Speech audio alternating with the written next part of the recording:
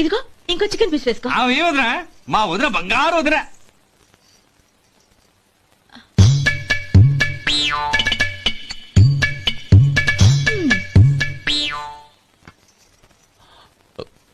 ఇంకో ముక్క వేయనా? అదేంటి గౌరీ, తమ్ముడికి చికెన్ అంటే చాలా ఇష్టం, వాడికి వేయలేదే?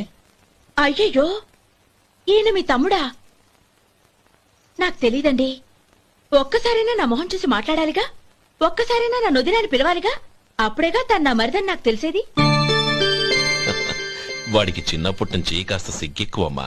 కాస్త ఎక్కువైతే పర్వాలేదు బావగారు, ఈయనకి మరీ ఎక్కువ. చూడు గోపి, ఎందుకు సిగ్గు? అన్న భార్యని వదినమ్మ అంటారు, అంటే వదిన అమ్మతో సమానమన్నమాట. అమ్మని చూసి ఎవరైనా సిగ్గుపడతారా?